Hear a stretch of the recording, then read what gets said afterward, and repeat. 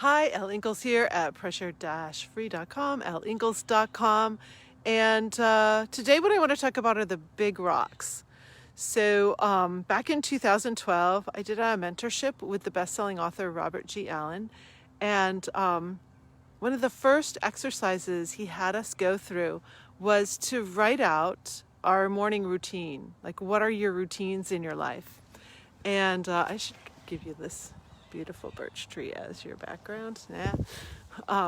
Because it's so gorgeous. You've seen this tree before if you watch my show that I'm about to head to. But let's talk about some big rocks. So Robert Allen, he wrote the best-selling book, Nothing Down, way back a few decades ago. And one of his professors was Stephen Covey, who you may know of the 7 Habits of Highly Effective People and the other books that he's written. And Stephen actually asked Robert for some help. One of the concepts in the 7 Habits is this idea, I think that's where I learned it, of you have a glass jar and you have big rocks, pebbles, and sand that you've got to get into the jar. How's it all going to fit? And so most people will say, okay, you've got to put your big rocks for your work projects in first, and then you can fit all the other things in your day inside this glass jar. What I love about Robert Allen's teaching on this idea of big rocks is that the big rocks are these: your spirituality, your exercise program, how you're taking care of your body, what you're eating. The big rocks are the self-help. The things that you want to put in first so that your body and mind are healthy so that you can do your day, you can do your work. I love this idea so much because a lot of times we get up in the morning and we jump right into the activities of work, and so we don't actually do all those things that are going to provide us what we need. So my tip for you is to make a little list of the things that you can do that are the big rocks. What's really important to you? Do you need to have an exercise routine, something you do every day? I walk every day. This is my second walk for the day, just because I had to get out in the sunshine.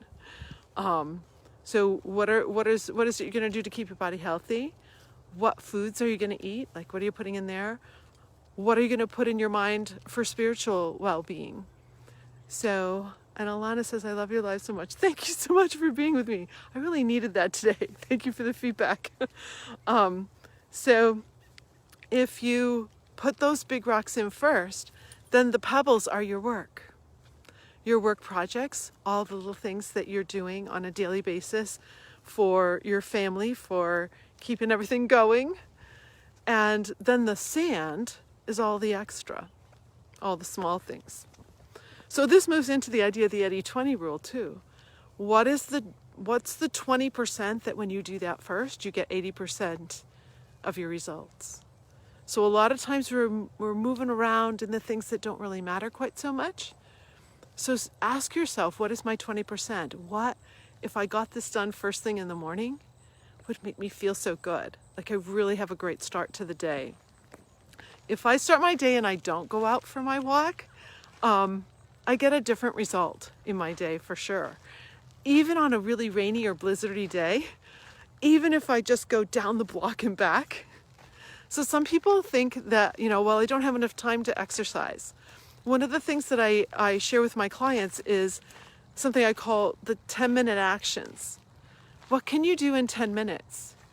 I started this idea back with my violin students decades ago because they're so busy they don't have time to practice. And they think, I've got to practice for an hour, 2 hours. So I say to them, what could you do for 10 minutes? Could you craft this phrase of Mozart for 10 minutes? And would that make you a better violinist? Absolutely. So ask yourself, what can you do for 10 minutes to start your day that's part of those big rocks? Maybe you're going to read your Bible or some spiritual texts or some self-help first thing in the morning. Maybe you're going to take some time to go through some thought process in the morning that's going to be helpful for you. Maybe you're going to go out for a little walk or do some sort of exercise right in your house. Do a little bowspring yoga, do a little movement, get the blood going somehow. Get a rowing machine, get a Peloton, like all those little gadgets, right? Whatever works for you. If it works for you, it's worth investing in. And then your food. Like, what's your first meal of the day? Do you eat breakfast? Do you not eat breakfast? What do you eat? There's somewhere down in my feed, I actually show you the breakfast that I've eaten every day for like, well, I guess I'd have to say close to 40 years. And, you know, what fuels you? What's gonna serve your body? Sometimes we say, well, I don't really feel like eating. If you don't feel like eating in the morning, it's probably because the night before you triggered the stress response and your body doesn't even want to process food when you get up in the morning. So that can turn around for you when you're using the pressure-free method. And for those of you who are new to my show or have never heard of the pressure-free method, you can Google me and you can find a whole bunch of information. Basically, the pressure-free method is a simple, on purpose, it's simple, 3-step method to prevent the release of the stress hormones. The stress hormones are what cause all chronic mental and physical disease or exacerbate them. So when you can start actually cracking into not releasing those stress hormones, break the stress cycle, as I call it, your body and your mind can start to work a lot better for you. So, wow, what a difference when we go out of the sun. Huh? It's a little colder too. It's really, some people say, well, this method is so simple, but we're complex. That's why I made it so simple, is so that you can really take the time to figure out what is causing me to trigger the stress response. Actually, step 1 are targets. What is it that you want? Do you want to feel happier? Do you want to get a job promotion? Do you want to run faster? Do you want to play an instrument better, sing better? Like, what is it that you want? Do you want to make more money? Whatever those things are that you want, that's your fuel for even using the simple tools of pressure free. You've got to have some fuel to get you going. So step 1 is to actually write down some of those targets and get clear about what you really want. Step 2, identify your triggers. What makes you feel angry or annoyed, anxious or afraid, ashamed or abused? When you can identify your triggers, you're off and running. If you're blind to them, we have a lot of blind spots when it comes to triggers. I used to say to myself, well, I'm a fairly calm person. It doesn't matter. If I trigger the stress response, even when I'm fairly calm over a small annoyance, I've still gone into fight or flight. So a lot of times it's just kind of, if you ever say self-sabotage or I'm in my own way, that's what this is about. It's the stress hormones keeping you locked in there. So identify your triggers and be really honest with yourself. That's when the magic starts to happen. And then step 3, you've got 10 seconds from the time you first feel one of those triggers happening. You start to feel those emotions. You have 10 seconds to make a choice to not trigger the stress response, but do something differently. So I teach you all kinds of tools in pressure free so that you can break that stress cycle and have a totally different result. Because think about it for a moment. If you trigger the stress response and you go into fight or flight, you're going to get a totally different result than if you don't trigger the stress response. You choose a response to the situation, you're going to go in a totally different trajectory. I remember one of my clients saying, Elle, you helped me change the trajectory of every area in my life because stress was messing it up. So if that makes sense to you, I'm so here for you to help you. And, you can always feel free to private message me or go to speakwithelle.com to have a conversation with me.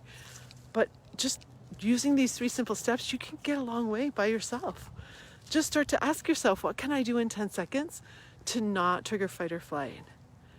If you can really start to answer that question and come up with your own little tools, because your amazing brain will find them, it's incredible what starts to happen. You're not self-sabotaging. And going back to the first concept today, that idea of putting in the big rocks.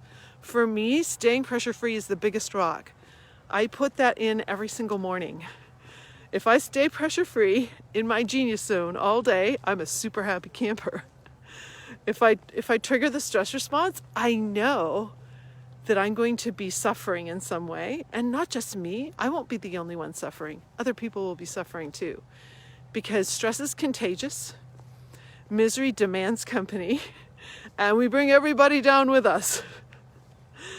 So staying up, pressure-free in my genius zone, that's my biggest rock. I have to put that in the jar first. I know that will change everything for me, my health, my well-being, my mental health. And if I trigger the stress response, I'll be dealing with a lot of unhelpful thoughts in my head. I'll have physical responses. I might not be able to eat. I'm one of those that if I trigger the stress response, I can't eat. Some people binge. I can't eat. So every one of us is a little different in how the stress response happens in our body and what we feel and what we experience. And that's why I kept my method so simple for people, because we're so complex. And we've got to figure and untangle, all those things that cause us to feel all those emotions. So I hope this is helpful. I'd love to know, what kind of big rocks are you going to put in your jar? What big rocks are important to you? And that if you started out your day with some of those big rocks, that the pebbles in the sand are all going to fit. Your work is going to be elegant. All the fun you want to have in your day is going to happen so much more, because you'll have more time.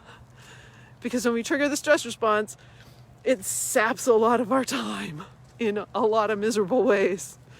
So I wish you a great pressure-free day. If you haven't been outside yet, the sun is in Michigan here. The sun is getting ready to set in probably about an hour and a half. But it is glorious right now. And the leaves are just gorgeous colors. And I just had to come out a second time today. So wishing you a great pressure-free day. Bye.